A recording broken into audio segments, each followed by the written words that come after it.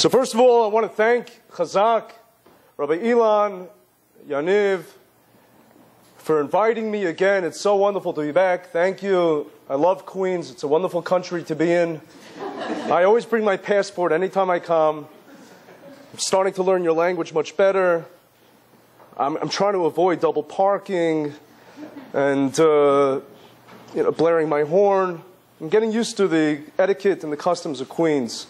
It's hard for a Brooklynite. It's very, very hard. But Baruch Hashem, I'm learning, getting used to it. Now, I'm here for something very, very serious. I'm actually here to summon you all to a court appearance. You and I are collectively, we are all individually and collectively being tried 10 days from tonight in court. There's going to be a judgment against us. And it's very, very frightening. You know, we think of Rosh Hashanah as a nice day, a holiday, but it is. It's wonderful. But it's Judgment Day. It's a court appearance. I know people, personally, that have been tried in court. And I want to explain to you a phenomenon. The people that were tried in court, the fear that they had in advance of their court appearance was palpable. The apprehension was tangible. And the anxiety was contagious. It was real. These people were quivering and shaking. They were panic-stricken. They took on a complexion of, they became pale, they were ghastly white, because they would have to appear in court. And the remarkable thing is that they were innocent. Each and every person, I could vouch to the fact that they were innocent, and yet they felt that inordinate amount of apprehension, anxiety, paralyzing fear. In 10 days, we're going to appear in front of the court, and our judgment is real. The ultimate judge, the justice of the entire world, of the entire universe, will be deciding our fate. Who will live and who will die? Who will get money? Who will lose money? Who will get married? Who will get divorced? Who will merit to have children? Who will not merit to have children? It's frightening. It's scary stuff. The nice thing about this judge is that unlike other judges, perhaps, he really cares about us, and he gives us time to prepare. He gives us time to build a case and to reverse any ominous or bleak, negative potential judgment. How? Rosh Hashanah, what does it mean? So it's sort of a misnomer.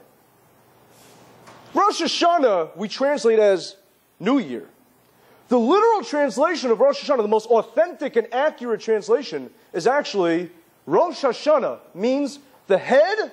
Rosh means head, meaning the cerebral part of the anatomy of the human being, perhaps the cerebral cortex. Hashanah literally means from the word l'shanot, shanos, to change. Rosh Hashanah is the head of change, where we are expected to go ahead and use our faculties, use our cognition, use our brains to exact a change in our persona, to change our lives, to come to God on Rosh Hashanah on Judgment Day, to come to the ultimate judge and say, God, it's not me. I've changed. I'm different. I am not confined to my tendencies. I am not limited by my urges. I could rise above. I could take control. You see, animals are stuck. Animals can't change. It's very nice when you see a caterpillar change into a beautiful butterfly. In fancy English, that's called metamorphosis. But that's pre-programmed. It's an instinctual, innate change. That's not done by the animal's volition. That's not done by choice. Animals can't change by choice. The only species that could change by choice is you and I, the human being. We are not pre-programmed. We could actually go ahead and change. There is nothing more difficult than change, but there is nothing more beautiful. The very last words of Ethics of the Fathers, if you want to become wise in this world, you want to gain wisdom, so there's a Mishnah called Ethics of the Fathers, Pirkei Avot. Can you imagine the last few words are the climax, are the crescendo. The last are always the most important. And what do you think they are? The last few words? To give you ultimate wisdom in your life, to know how to become the best human being possible, the most successful person possible. You know what they are? The last few words are not even in Hebrew like the rest of the Mishnayot there. It's in a funny language called Aramaic. Aramaic. You're going to go to graduate school and they ask you, if you're multilingual. So anybody who studies Talmud, they put on their application, yeah, I know Aramaic. And then you go to the dean of admissions or you go for the interview and they say, okay, talk to us in Aramaic. And you're like, okay, and you start trying to reciting the Mishnah. It doesn't always work. But Aramaic is a very interesting language. And the last few words are lefum tzara agra, which in Chinese, English, means according to the effort, agra. Lefum tzara, according to the pain, according to the effort expended, agra is the reward. Now the question is, why is that in Aramaic? Why not in Hebrew? And one of the answers that are given, two answers that are given. One answer that's given is that the one that said this was a convert to Judaism, whose name was Ben Hey. It's a cool name. Hey. Hey, hey, you doing? Hey. I'd love to have such a name. Hey, anytime anybody says, hey, you think they're calling me. Hey, I'm popular, right? Hey. So Ben Hey was a very holy Jew. He was a convert to Judaism. He was one of the greatest teachers of the Jewish people. And he did not know Hebrew so proficiently, so fluently, because he was from Iraq. So he said it in Aramaic. That's one answer. The other answer is even more beautiful. The other answer is that there's one language and one language only that the angels do not know. See, the angels upstairs, they know every language. The only language that they don't know is Russian. Just joking. The only language that they don't know is Aramaic. So isn't it beautiful that these words about effort, expending effort and getting reward, having to fight through life, life is not easy, and life wasn't meant to be easy, is said in a language that the angels don't understand, because say the Mefarshim, something beautiful, I think that's the Tosfos Yontif that says this. He says, because the angels don't have to work for anything. Angel, everything comes easy. Angels, everything is through osmosis. They don't have to do anything, no due diligence, no effort. There's nothing arduous, nothing complex, nothing complicated in their lives. And therefore, it was said in a language that they don't understand, that only human beings understand, because it's talking to human beings. Hashem loves us. Hashem is talking to us. He's telling us, I want you to have a successful life. I'm talking your language. You want a successful life? Work hard. Change. So nothing harder than change, but there's nothing more beautiful. Let me ask you a question. Holiday of Rosh Hashanah. The biggest, the most seminal event of Rosh Hashanah is perhaps arguably tipping the apple in the honey. Don't you just love that? When you have an opportunity to actually dip something, dip. No. I think that the most seminal event is blowing the shofar. Now, can you imagine the following scenario? You're talking to a Gentile friend, or maybe another Jew who's less, maybe a little disenfranchised or secular, non-observant. And he says, oh, so I heard you have a holiday coming up. You say, yeah, it's the Jewish New Year. He said, how do you celebrate the Jewish New Year? So you say, well, what we do is we take, this part from the animal, like its horn, and cut it off from the animal. It doesn't really, it really falls off, because naturally it comes off if you wait long enough. And he's like, oh, then you put the whiskey in there, right? And you drink up, right? New Year's, right? What do you do on New Year's? We're supposed to do booze, right? No, we don't do that. No, you actually, we take the shofar to our mouth, and we blow it. And we make animal sounds. Oh, wow, that's cool. It sounds bohemian, it sounds like real, hippie, if you think about it, it's uncanny. It's a little incongruent. It's a little weird. What are we doing? Did it ever bother you? What in the world is Rosh Hashanah about? Why are we blowing an animal's horn on Rosh Hashanah? So there are a few answers given. There are many answers given. The more pragmatic and practical answers, less poetic and less philosophical, but very beautiful at the same time, is that Rosh Hashanah is Judgment Day, but it's also the birthday of the world. It's God's coronation. God is the King of all kings. And how do they coronate a king? You know, they blow horns and bugles and all different types of instruments. So we are coronating God. We're saying, you are our king. That's one answer. Another answer that's given is that to remind God of the self-sacrifice of Abraham's son, Avram Avinu's son, Isaac, who was about to go ahead and give up his very life to sanctify God's name. But what happened was a sheep came along with its horn and it got entangled, and God instead allowed that to be the sacrifice. Abraham sacrificed the animal instead. So in order to bring back memories, to conjure up God's mercy, we blow the shofar to beckon that event in Jewish history. But you know what? There's, I think, a more profound and beautiful answer. Rosh Hashanah is also our birthday. Now, I love being Jewish because being Jewish means, and you should tell this to all your friends that don't like practicing Judaism, being Jewish means that I always have two birthdays. I have my regular secular birthday, which I won't tell you when it comes out, unless you want to send me some checks in the mail. And then I have a Jewish birthday, my Hebrew birthday. It's wonderful. I mean, not too many people could boast about this. It's really terrific. But our collective birthday as human beings is Rosh Hashanah. Because the world was created, the universe was created on the 25th day of Elul, which was basically, well, it's just about coming up, almost coming up, a few days.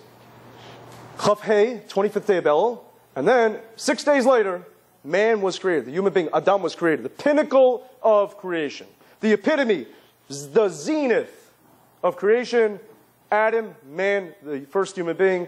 Its birthday was on the 6th day, which guess what? Is the first day of Tishrei. Rosh Hashanah is man's birthday. That's our birthday. So, if you think about it, how was man created? How was man created? Hashem took a clod of earth, the same way he created all the animals. And what did he do? He took the clod of earth, shaped it into a nice ox. That's what he did with the animals. When it came to us, he made this really, really handsome guy, really striking figure. His name was Adam. He didn't name him yet. Beautiful, beautiful image. And he went ahead, God, and he said, this is not going to be an animal. This is going to be different. This is not going to even be the most complex animal, the most, quote-unquote, articulate of animals, the orangutan or the chimpanzee, the ape. This is going to be far superior. This is going to eclipse anything ever created thus far. It's going to be in its own terrain. It's going to be in its own sphere. And what is it? I'm going to go ahead, God said, I'm going to take my own breath and I'm going to blow from my innards, quote unquote, this is talking anthropomologically. It's a nice SAT word. Means in godlike terms, using human terms in godlike terms. I'm going to blow into this clod of earth, and I'm going to take from my essence and put it in the human being. Wow. That means that the human being was transferred from being an animalistic entity into being a Tselem Elokim, God's image. A piece of God, a demigod. That is our birthday. That God blew from himself into us. We are little gods. When you look at another person, another human being, don't say, oh, just him, just her. No, that's another God. That's a little God. Isn't that beautiful? Is that empowering? Isn't that amazing?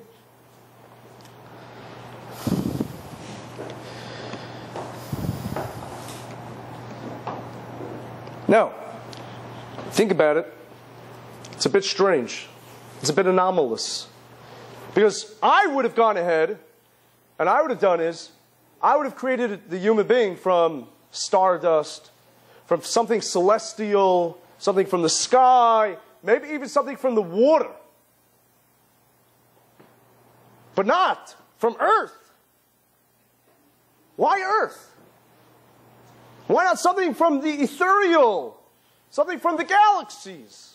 And the answer is because God was teaching us a critical, a pivotal, a crucial lesson about life. And that is the objective of human being is to change like God changed us. What did God do? God took earth, which should have become an animal, and He made us instead into a human being. Our objective as human beings is to take something low, to take a circumstance in life that is bad, that hurts, that gnaws at us, that afflicts us, that conflicts us, and to change it around, to elevate it, to make from the base, to make from the low, to make it elevated and high and superior and beautiful and great. And that's why God makes us from a clod of earth into a human being with a soul. So what do we do on Rosh Hashanah? We take a part from an animal. We emulate God. We mimic God. We replicate God. Now we'll see the secret why we use a shofar on Rosh Hashanah. We're taking a piece from an animal. And we're going ahead, and what do? We take from our breath, which is a carbon copy of God's breath, and we blow into the inanimate, that clod of earth. And we infuse it with the spirit of life. Isn't that beautiful? Think about it. When you hear the shofar being blown, you're seeing Vayipach be'apo nishmas chayim. You're seeing a callback to the eons and eons in time when God blew His immortal breath, His infinite breath into the first human being. That is what we are doing on Rosh Hashanah. We are blowing from our breath, the carbon copy of God's breath, into a clod of earth, into a piece of an animal, to show what? To show that we can uplift anything in life.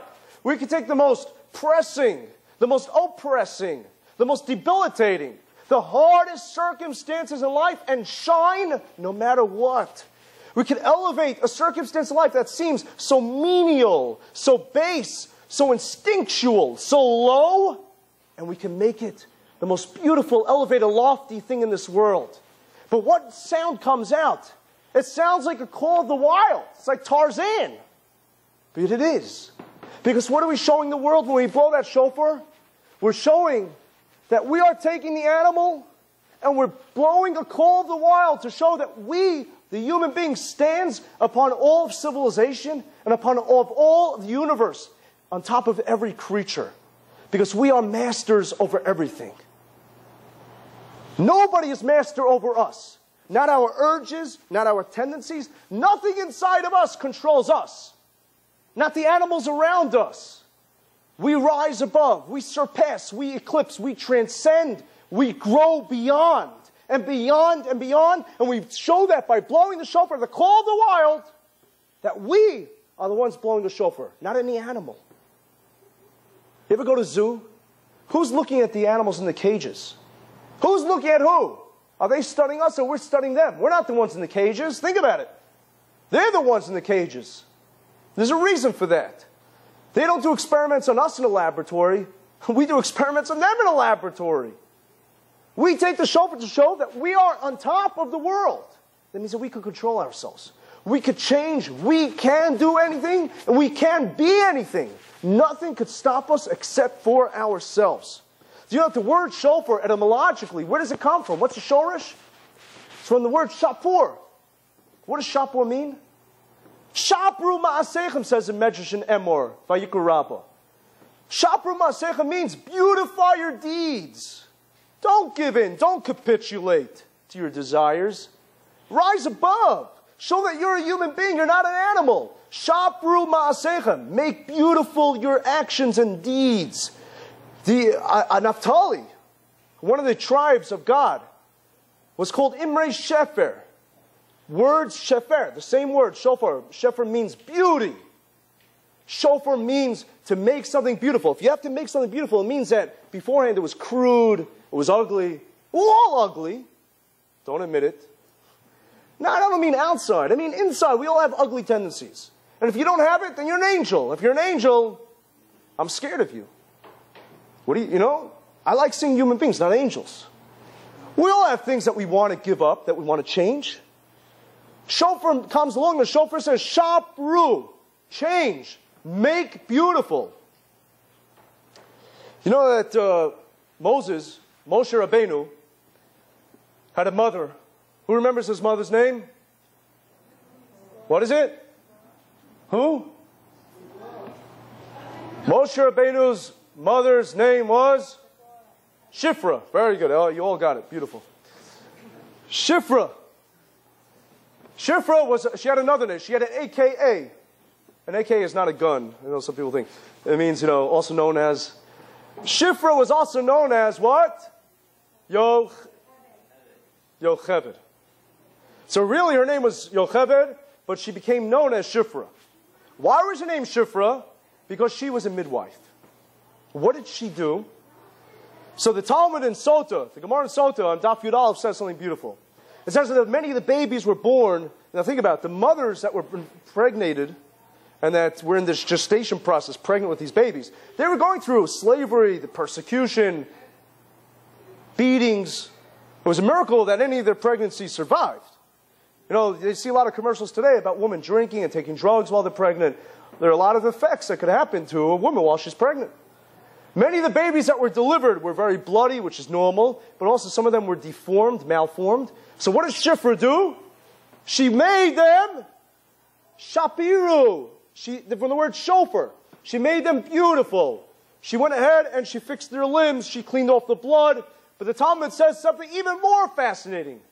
It says that many of the babies were born dead. The fetuses were born dead. And what did Yocheved do? She took a reed or a horn and she blew into their innards, into their intestines, and she was able to resuscitate and revive and resurrect them from the dead, to bring them from death to life. Shifoferes, which is shofar. You see, the same shofar that we blow on Rosh Hashanah, what does it do? It takes us from death to life, even if we're marked for extinction, God forbid. Even if we're marked for annihilation. Even if we're marked for a bleak, ominous year, it transforms us to a good year because it resurrects us. What Shifra did was she blew into that baby and brought it to life. And that's what the shofar is. The shofar goes ahead and the shofar takes us and it gives us life. But all it takes is change. That's all it takes. You know that if you look at the mirror image, the converse of shofar, what is it? The letters? Shin, Fei, Resh is the shoresh. Read it backwards. Who knows what it is? Who can think in the abstract and picture it in the opposite? It's Resh, Fei, Shin. Or Resh, Fei, Sin, which is Refesh. What's Refesh? Garbage. There's a pasuk in Shayahu that says Refesh V'tit, which means garbage and dirt. What does that mean? It means the shofar is supposed to take us from the garbage of our lives and elevate us, transcend us to becoming shapru, beautiful. And we all have garbage in our lives. Let's be honest. Okay? We all have bad character traits. Some of us have bad tempers. Some of us are very stingy and frugal. Some of us go ahead and we're addicted to different things, whether it's drinking, whether it's guys or girls, whether it's internet, a lot of different vices we have. So shofar takes us from the garbage, the refes, and it's supposed to transform the opposite, mirror image, into shofar, into shapru, into something beautiful. Because we're not animals. We are not constricted, confined by our base tendencies. We could become greater, we could become better. The question is, how? That's the ultimate question. How do you do it? Very nice, Rabbi. You're saying wonderful things. I hope so. It's wonderful. But how do you do it? You know, I'll never forget, this happened very recently. A week and a half ago, I was coming back, I was teaching in Queens, actually in this building, but for a different program. And I got back to Brooklyn rather late, and I was 2 blocks away from my home, and I saw something that scared the living daylights out of me. It should never happen to anybody. No, I didn't see my mother-in-law. All right, anyhow, I saw something that scared the living daylights out of me. What was it? I saw police lights, sirens, and there were hordes and hordes of police swarming all over the place. I had no idea what happened. Now, when you see that, and it's within earshot of your house, and you have a family that's living in the house, it's very frightening. And you start davening to God, say, I hope it's not my house. The Mishnah even talks about such a case. The Talmud even talks about such a case, where a person maybe shouldn't pray because it may be too late, God forbid. So, I was paralyzed with fear. I rolled down my window, and I see many people converging there, and I said, what happened? He says, a religious Jew was killed. They didn't even let me on my block. They would not let me home because my block was converted into a murder scene, even though it was 2.5 blocks away from my house. And I had to impress upon the police. I said, if I could talk to Bibi Netanyahu, you could let me into my house. And Baruch Hashem, they let me home. What happened was that a remarkable person, a man that I knew, I didn't know him well, but I would call him a friend. A guy that grew up in Jamaica, was born in Jamaica, a black man, who became entrenched in street crime and violence and drugs, very animalistic. Yet, at 23 years old, he transformed, he changed his life around. He gave up everything. All the criminal activity, all the bad inclinations that he had, all the dirt, the grime, the filth that he was involved with. And he said, no more. I'm going to change. And the change he made was more than a caterpillar turning into a butterfly. It was a metamorphosis. It was amazing. He became a Ben Torah. He became a Torah Jew. He's the type of guy that walked around in black and white, basically. And he lived it. He practiced what he preached. He was infused with it. He was a guy that was always cheerful, had a wonderful countenance, always happy, and was so happy, so thrilled and ecstatic and enthused to be a Torah Jew. Unfortunately, in the store that he worked in, he was gunned down by somebody, the same very person that he tried to befriend, who was released from jail almost a year ago. So the story has a little of a sad ending, but you know what I was thinking? When he was living a life of crime, not too many people know this, but he was shot then too, and he was almost killed. And it seems Hashem gave him another lease, because Hashem saw within him a potential that he could change. And instead, over 10 years later, he ended up dying a Torah Jew from a different bullet. But we can change. If he could change from such a life, then what about us? I'm not asking you to make such gigantic leaps, small changes. You know, there's a joke about this person that thought that she looked very old. She had wrinkles. And she thought that she's already up in her years. So, a genie came along,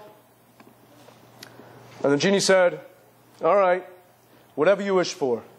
And she says, I want to look like I'm 25 years old again. Okay. So she woke up the next morning, she looked in the mirror, amazing, transformation. She looked like she's 25 again. 50 years were taken away from her. It's amazing. And she felt like she has a new lease on life. She's walking around so happy, and she was so enthralled and enchanted with her new life that she crosses the street, and she wasn't looking, and a car hits her, and she goes up to heaven. So she says, I don't understand, God. You're playing games with me. After all, I just got my new, I'm looking so good now. God says, I'm really sorry. I didn't know it was you. I couldn't recognize you.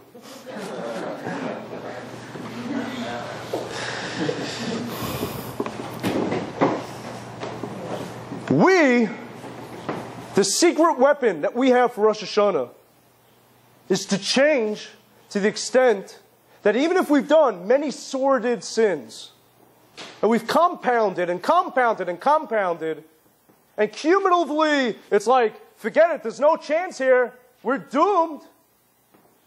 The objective is to look so different spiritually that Hashem says, I don't recognize you. It's okay. You're a different person. You're a changed person. The Talmud on Avodah Zarah tells us a story, You.CHAZAQ, page 17, a fascinating story, about this fellow whose name was Elazar ben Deradia. His name was Elazar. And Elazar was a person that could not control his appetite. He was a very immoral person, and he could not control his base appetite. He did sin after sin after sin. And he just chased women day and night. And he found out about one particular woman who was this renowned harlot. And he said, I'm going to get her. So in order to get to her, she was so premium and so exalted, quote unquote, that it took 7 seas to cross for him to get there. But he was relentless. He was such what we'd call in Yiddish a taivanik.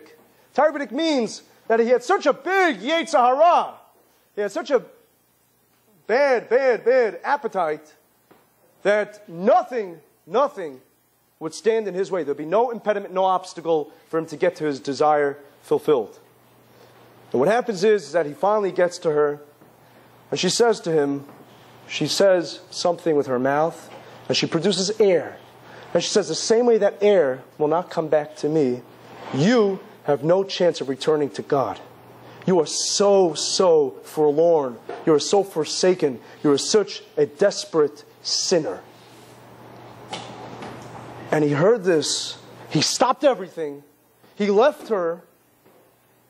And he was taken with remorse for a life spent in vanity, a life spent in useless activity. And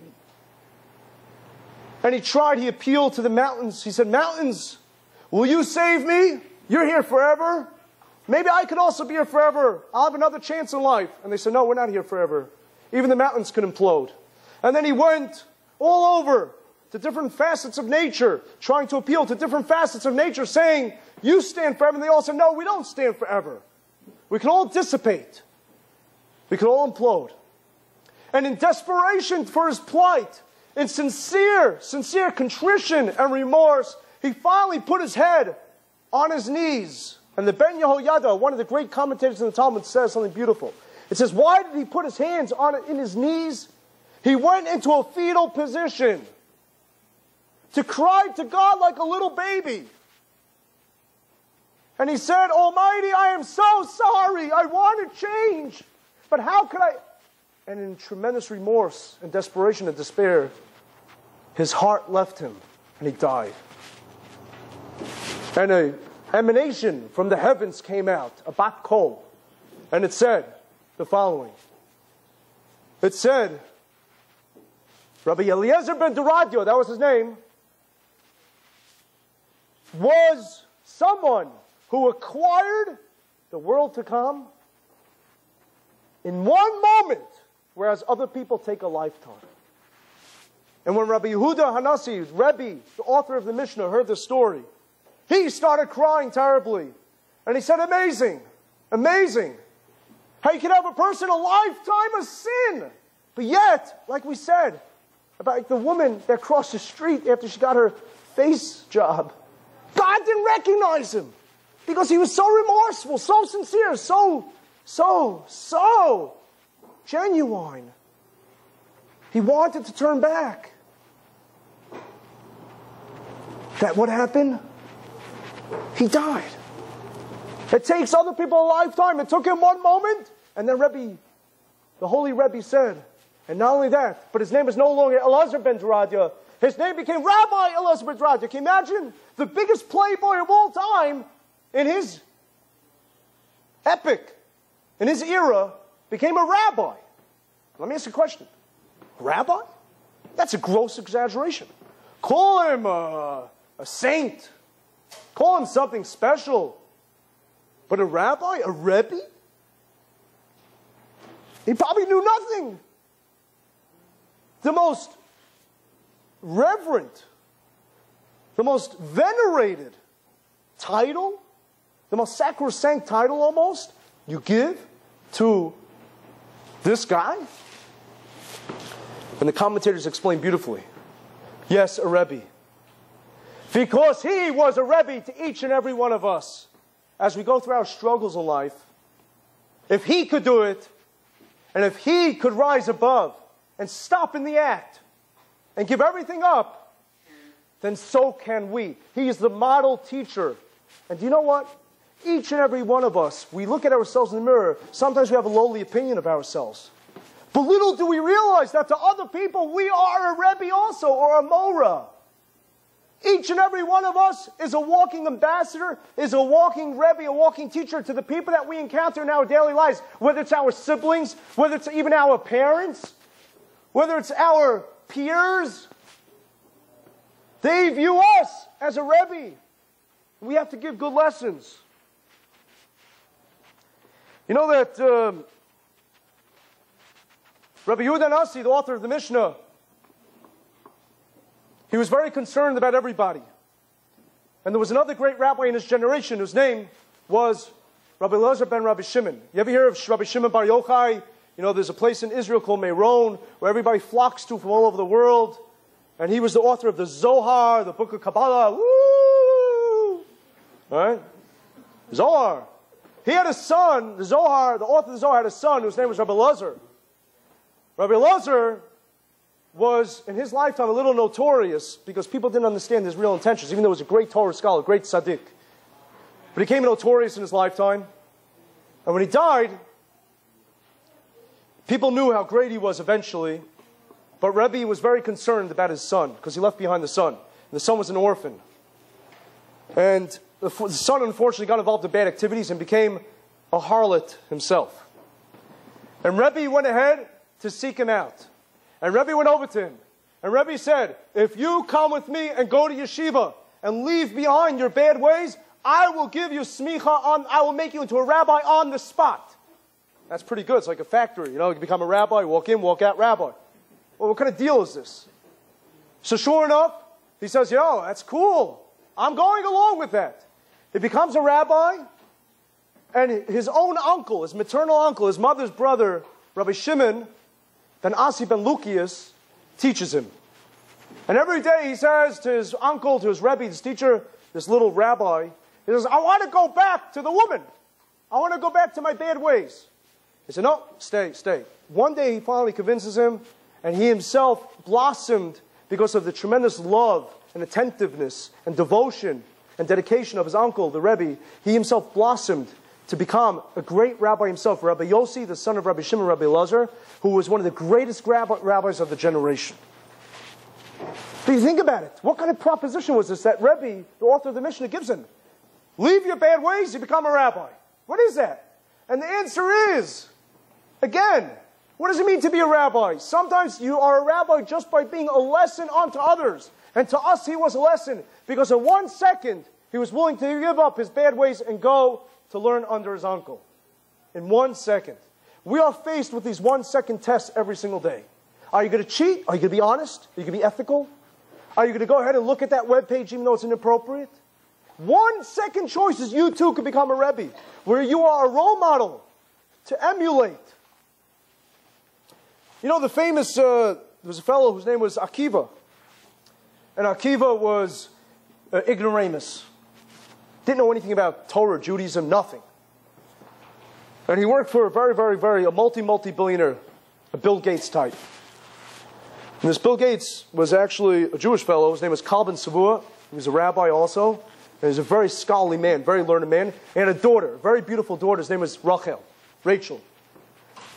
She, for some reason in this world, is attracted to Rabbi Akiva because she sees something special about him. She sees a holy spark in him. He's just the way he conducts himself. And she says to him, she makes a crazy deal. A wild proposition. A proposal that is beyond imagination. She says to him, she says, I'm willing to go ahead and to become betrothed to you. But if we get engaged, you have to go study Torah. You've got to learn how to change yourself. Let me ask you a question. Is that a smart thing to do? Is that a prudent thing to do? Is that a conservative way of acting? No. What I would have done was, I would have said to him, if you go ahead, change yourself around, go study a little, come back a changed person, a different person, then I'll marry you. You don't marry somebody to change. That's a very, very precarious position to be in, a very risky position to be in. Why would you want to do that? Rachel was a very smart girl. Why would she do such a thing? Why would she say, I'll get engaged to you, go study, and then it's a fait accompli. Wonderful. Ever think about it? Good question, no? It's a risk. And the answer is if you have faith in somebody, you're willing to go anywhere in this world. You're willing to do anything. She wanted to show him, I have such faith in you, I am willing to risk my entire lifetime based on this faith. You know, there's nothing like it. There's nothing as illustrative. There's nothing as tangible as a guy being told by the woman, I have such a faith in you, I'm willing to get engaged. Because I know you're going to, with such resolute faith and conviction, that you're going to become great. And that's why she did it. We have to have faith in ourselves. The problem with many of us is that we don't believe in ourselves enough to be able to change. Shofar also has the letters in it, Pei, Shin, Resh. If you mix up the Shin, Pei, Resh, it turns into Pei, Shin, Resh, which is posher, the word for pishara, compromise. A very important lesson to learn if you want a new year and a new you, if you want to become a better person this year. Shofar is about compromise. Now, it's interesting. A lot of us, we like talking, we just don't know how to listen. I know this guy came over to me, said to me, he says, I haven't spoken to my wife in 18 months. I said, "Ay!" He says, no, I just don't want to interrupt her. Another guy told me that his credit card was recently stolen. I said, oh, it's terrible. He says, no, it's good. The thief, he spends less than my wife. It's okay, But by the way, they say that the most proven, way of getting divorced is by getting married, of course, Anyhow, I'm the biggest advocate of good relationships. And I got to tell you that so many couples that I meet that come to me for advice, for this and that, the biggest number one problem with them is that they don't get the lesson of the shofar. Change! How do you do change? Posher. Learn how to compromise. Learn how to bend over backwards a little. Don't be so ironclad. Don't be so sure. Be a little humble. Be flexible. The Torah says, the Talmud says, the Gemara in Tanit, Yehirach kikane, should always be soft like a reed. Because a reed goes and wavers in the wind. Don't be kasher ka'aris. Don't be strong like a cedar tree. Cedar tree is very resolute, very strong. Learn how to make compromises. So I want to tell you about a true story that happened. There was a rabbi who I know who was invited to lecture in Buffalo. And there would be many people there. It was in a public forum, so there would be sort of almost like interdenominational, interfaith type of lecture. And he was a little concerned because he never did that before. So he consulted his rabbi about doing it, who I believe was the Lubavitcher rabbi, the Lubavitcher Rebbe, and he told him to do it. And he went ahead and he told the story. He told the story that happened approximately 250 years ago about a guy who was very, very, very wealthy. Exceedingly, exceedingly rich and wealthy. This man was a miser. He never gave away any alms. He never gave away any charity. He never gave away anything. Always kept for himself. And even the most destitute, the most impoverished, the most indigent, the most poor, the most sad circumstances, he refused to give. And people ended up abhorring him and hating him. When he died, they said, we are not going to go ahead and give him a Jewish burial. He does not deserve it. And nobody participated. There was no entourage. There was no escort. He didn't deserve it. Weeks passed since his death, and something strange in town started happening. You see, all the poor people that were somehow sustained and taken care of, they had their provisions met, their food on the table, they started coming to the rabbi, banging on the door, Rabbi, Rabbi, Rabbi, we're starving. The rabbi didn't understand. He says, but who was taking care of you all along? They said, well, the trustee, the Gabbai Tzedakah, he would always give us, but he stopped giving us. And day after day, incessantly, the rabbi would get knocks on the door, impeaching and imploring him, begging for food, for sustenance. And the rabbi finally, he couldn't figure it out. He goes to the Rabbi Yitzchok. He says, Rabbi Yitzchok, I don't understand. If you were taking care of them before, why can't you continue taking care of them? The Rabbi Yitzchok said, I can't tell you, Rabbi. You can't tell me, Rabbi. It's a secret. A secret to the rabbi? Yeah, it's a secret to the rabbi. I swore that I can't divulge it. What do you do? So the rabbi was a big genius. A genius rabbi can figure out anything. So, of course, he figured a way to annul the oath. Of course, through halacha. I'm not going to go into the complexities of how it worked. We don't have time tonight. Maybe tomorrow morning we'll do it together. So, the bottom line is that what did he reveal? What did he divulge? He says, you know the man that didn't even have a Jewish burial? You know the man that everybody abhorred and hated and neglected? Well, he was so humble, and he was so pious that he never wanted anybody to know that the charity was coming from him. Never wanted anybody to be, because what would happen? People would be bashful and intimidated if they saw him, because he's the benefactor, because he's so magnanimous, and they'd be embarrassed. And therefore he put on a ruse, he put on a facade of being the most stingy, the most abhorrent, the most despicable human being, so that nobody should ever feel bad. So he could give tzedakah b'seit there, clandestinely, secretly, but really it was him all these years. So you know what the rabbi said? This rabbi was one of the greatest rabbis to ever live. His name was Rabbi Yom Tov Lippman Heller, who wrote one of the greatest commentaries on the Mishnah called the Tosfos Yom Tov, who we actually quoted from in the very beginning of the lecture. And this rabbi said, you know what? When I die, I want to be buried next to that individual. And that's what happened. He was buried next to that individual. When the rabbi, in more contemporary times, that was in Buffalo, I believe, told the story, there was a man that came over to him afterwards crying bitter tears, shedding tears.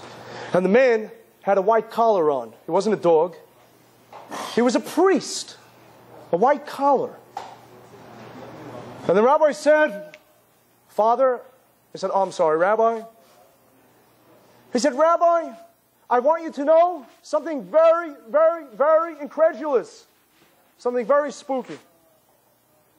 He said that when his mother was dying on her deathbed, she called him over, and she said to me, I want you to know that you think you're a Christian.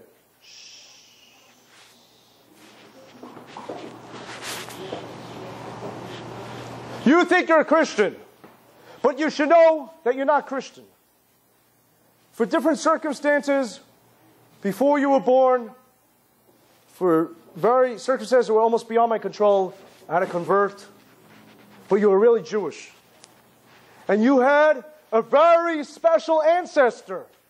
Your ancestor was known as the famous miser who was buried next to one of the greatest rabbis. And the man, the priest said, I want you to know all these years I thought my mother was delirious. I thought that my mother was demented, that she was dying, and she wasn't coherent. I thought it was all fairy tale.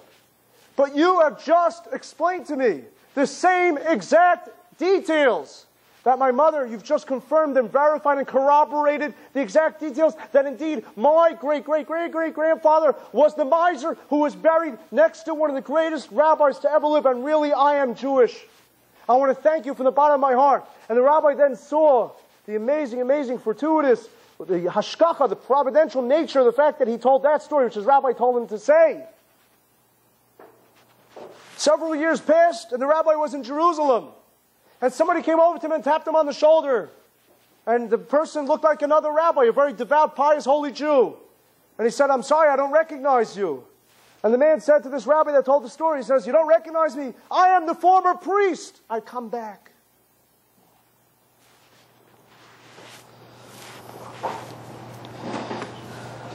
You know, that it's so easy to judge people. It's so easy to peg people. It's so easy to go ahead and say, I know and not to compromise and not to be flexible. But the shofar, the call of the shofar comes along and says, Posher, be flexible, reach compromises, because you may not know as much as you think you know.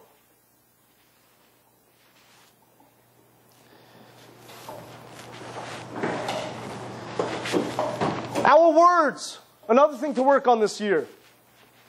Be more sensitive to others. Be more respectful and tolerant to others. There was a couple that lived in Israel. They were married for 20 years, and they were bereft of children. God forbid, nobody should know of such a trial, such a tribulation. To want children, to want to fulfill the mitzvah, and not to have children. And they tried everything. They went to fertility specialists. They went for all these rabbis for blessings, and nothing worked. One day, just as they were desperate, it was right before Rosh Hashanah, I believe, and they were giving up, they were almost despondent. All of a sudden, a thought came into the husband's head. And he said, I can't believe it. I can't believe it. A memory came back to him when he was a young kid. You see, in their school that he attended, there was a woman who was a widow. And she had nobody to take care of her children. And she had no bread to put on the table, so she had to work in the school as a custodian and as the cook. But she had nobody to leave her children with, so she brought her children along every single day. And the children were nuisances. They were very, very vociferous and rambunctious and noisy and pests. And the boys in the yeshiva in the school couldn't study. They couldn't concentrate on anything. They couldn't accomplish anything. So they made a meeting, and they said, we have to speak to this woman. So this young man that became the barren father who wanted children so desperately, he said, I'll go speak to her. And he went over to her, and he said, I have to tell you that your children are disturbing us. You have to send them away. You have to do something, but you can't bring them here any longer. And the woman looked at him in the eyes, and the woman said, you should never know what Sa'ar Gidul Banim is like. You should never know the trouble of raising children. She didn't mean it, I'm sure. That's just an expression. But sometimes when we utter things in pain and anguish, it has an effect. And he realized this. He didn't even tell his wife. He ran to the phone book. He ran to call his former friends, his former schoolmates, the administrators, to trace down this woman, who by now was probably an older woman. And he turned over mountains and crossed seas in order to find this woman. And he finally did. He went to her house and he said, you probably don't remember. And she said, yes, I do. He said, will you please forgive me? She said, I forgive you with my whole heart and soul. Well, I want you to know, 9 months later, he gave this speech at his son's bris.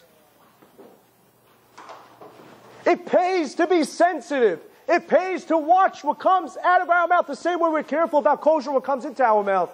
We must safeguard. We must be more tolerant, respectful, compromise, be flexible. Realize that even if we are beholden to our instincts, we are really not. We can change, we can transform ourselves, we can rise above, we can transcend. I want to conclude with an amazing, amazing story. There was a young German man whose father was a Nazi.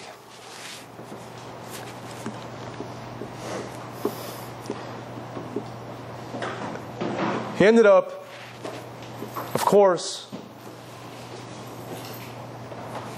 abandoning his father's ways and became so enraptured with Judaism that he ended up converting to Judaism, the son of a Nazi, a German young man, ended up marrying another descendant of German progeny stock, a young lady. And they made their house in Jerusalem. And they gave birth to 3 beautiful children. They became very religious. The children had payos. The children were very, very sweet, sincere, kindly-looking children. And one day, the serenity, the tranquility, the peace of this couple's lives were interrupted because they got a call. Somehow his father had traced him. His father was dying. And his father wanted him to come see him. And he had nothing to do with his father. He wanted nothing to do with his father. Yet he asked his rabbi, his posek, and the rabbi said, go to your father on his deathbed.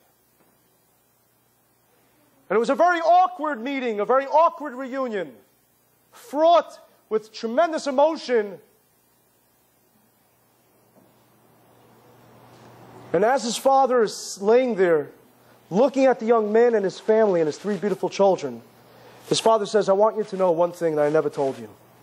Yes, I was a Nazi, and I was responsible for terrible things. But one day, when we were rounding up the Jews from one particular town, men, women, and children, to incinerate them, of course, I saw 3 little, beautiful boys, just like yours, hiding under a truck. And I was inculcated, I was infused with responsibility, the Third Reich, to go ahead and to not discriminate. Every Jew is vermin, every Jew is garbage, to kill them. But something told me, don't do it. Something told me, don't report them. And I blocked them so that they wouldn't be seen, to save their lives. He said to his son, I want you to know that I am sure that if there were 4 boys under that truck, you would now have 4 sons. Change. That was the Nazis' moment of change. Sometimes even the most seemingly wicked person has within them the ability to change, to transcend, to rise above. And if somebody as nefarious, if somebody as evil as that can do something to rise above his environment, how much more so can we?